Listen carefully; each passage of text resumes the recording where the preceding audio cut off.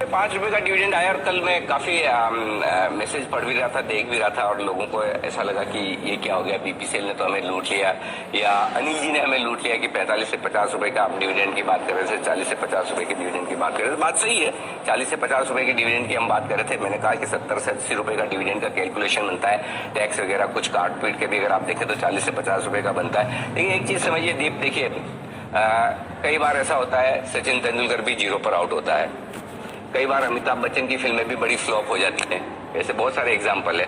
और ये दो तो इतने बड़े बड़े लीजेंड हैं, हम तो बहुत छोटे से आम इंसान हैं। अगर हमने 50 रुपए सोचा और 5 रुपए आ गया तो हो सकता है हमारी भी गलती हो सकती है। लेकिन एक चीज समझना जरूरी है, जिस दिन सचिन 0 पर आउट हो गए वो वाली इनिंग उन्हें फिर से खेलने को नहीं मिलती, राइट। वो इनिंग गई, अगर सेंचुरी लगेगी तो अब अगली इनिंग में लगेगी। अमिताभ की फिल्म फ्लॉप हो गई तो वो तो हो गई, अब सेंचुरी लगेगी तो अब सुपरहिट बनेगी तो अगली मूवी बनेगी।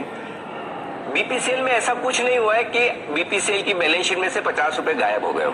तो जो लोग बड़े दुखी हैं कि 50 की जगह 5 आया, वो दुखी रहे। ऐसा नहीं हुआ कि बीपीसीएल के अकाउंट में से या बैलेंस शीट में से 50 रुपए निकल गए और वो किसी को नहीं मिलेंगे। उसकी बुक्स में है, उनकी शेयर की प्राइस में है, आज नहीं तो कल आएगा। जिन लोगों को भरोसा है, जिन लोगों को कंफर्ट है, जिन लोगों को कॉन्फिडेंस है, जिन लोगों को ट्रस्ट है, वो बीपीसीएल में भी अच्छे से कमा कर निकलेंगे। किसी भी प्राइस पर आपने लिया हो, 460-65 हुआ है मेरे ख्याल से पिछले 3-4 दिनों में। अगर आपने हाईएस्ट प्राइस पर भी लिया है, हाँ हो सकता है और होगा भी, आज एक बार नीचे खुलेगा क्योंकि डिविडेंड की एक्सपेक्टेशन में काफी लोगों ने खरीदारी की होगी। अब आज ही आपके पेशेंस का टेस्ट होगा, ट्रेडर्स और इन्वेस्टर्स के बीच का फर्क होगा। और मैं आपको बिल्कुल फिर से ताल ठोक कर कहता हूं, अगर 410 से 430 की रेंज में बीपीसीएल आता है, वहां आप आंख बंद करके खरीदारी कीजिए। मार्केट की रिस्क हमेशा रहती है। अगर बाजार ही वापस निफ्टी 500, 1000, 2000 पॉइंट नीचे आ जाए, वो तो मेरे हाथ में नहीं है और मुझे नहीं पता। लेकिन अगर आप होल्ड करके बैठेंगे तो इस शेयर में बिल्कुल भी नुकसान नहीं करेंगे, पहली बात।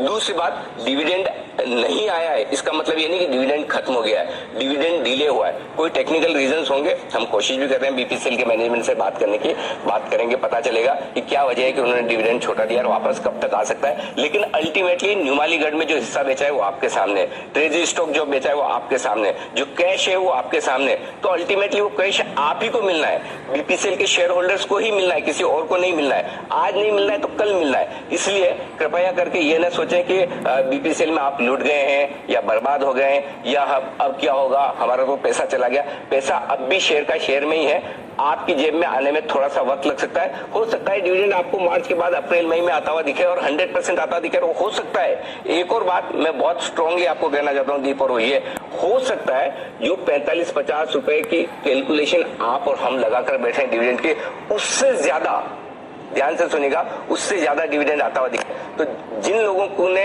वेदांता में भरोसा किया है, 130 रुपए में हमारे बोलने पर नहीं दिया, 90 में और खरीदा है, 95 में, 100 में और खरीदा है, आज वो पैसा बनाकर बैठे। बीपीसीएल में भी मैं आपको कहता हूं वही लोग जो भरोसा करके बैठेंगे पैसा बनाएंगे। और अगर आज आने वाले 2-4 दिनों में कभी भी अच्छी गिरावट मिले, 410 से 430 रुपए की रेंज में आप एक्यूमुलेट कीजिए, अपने रिस्क के हिसाब से लीजिए। अगर आप ट्रेडर हैं, आप अपने स्टॉप लॉस लगाकर रखिए। इन्वेस्टर्स हैं, भूल जाइए कि डिविडेंड था, नहीं आया, कोई बात नहीं, आपका शेयर आपके डीमैट अकाउंट में रहना चाहिए। बीपी तो पैसा बना कर रखेगा। अब क्या वजह है डिविडेंड नहीं आया वो तो नहीं मालूम, बट डेफिनेटली अनुमान मुताबिक डिविडेंड नहीं आया। बट कई बार क्या होता है सर, मैं कई बार होता है जो आपने पॉइंट रेज किया कि क्या पता नहीं किस वजह से डिविडेंड नहीं आया। कई बार कई टेक्निकल रीजंस होते हैं, कई अप्रूवल्स लगती है, बहुत सारी चीजें होती है जो कभी कभी कहीं वक्त लगा देती है। मार्च का महीना है और अगर आप डिविडेंड अभी डिक्लेयर करेंगे तो ही मार्च में दे पाएंगे, नहीं तो आपका अप्रैल में जाएगा। तो हो सकता है कोई कैलकुलेशन ऐसी रही होगी कि टाइमली ये पैसा आ जाएगा, इस पैसे के दम पर हम ये डिस्ट्रीब्यूट कर देंगे, वो नहीं भी हो पाता है।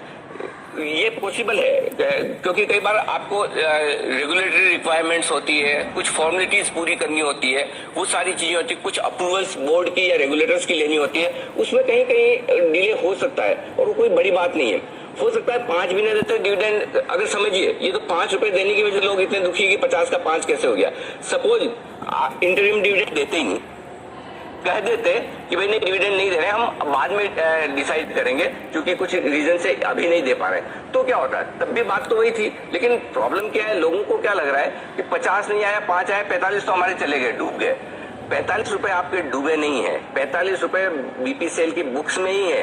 वो उन्हीं के हैं जो बीपीसीएल के शेयर होल्डर हैं। आज नहीं मिलेंगे तो कल मिलेंगे, इसलिए निश्चिंत रहें, आपकी दुनिया लूटी नहीं है, बिल्कुल निश्चिंत रहें। जो बना रहेगा, बाकी तो ठीक है, जिन लोगों को खाली सिर्फ ड्रोन करने में मजा आता है तो वो करेंगे, उसमें कोई इश्यू नहीं है। बिल्कुल आपका भी बहुत स्वागत है। लेकिन हाँ, इसी वक्त पता चलता है कि इन्वेस्टर कौन है, ट्रेडर कौन है, और गेम ही स्टॉक मार्केट है। यही है दीप, जो इम्पेशेंट ट्रेडर्स हैं उनका पैसा पेशेंट इन्वेस्टर्स की तरफ वेल्थ में शिफ्ट होता है। तो जो इम्पेशेंट ट्रेडर्स हैं वो बेचकर निकलेंगे, और जो पेशेंट इन्वेस्टर्स हैं वो इस गिरावट में खरीदारी का और पैसा बनाने का मौका देखेंगे।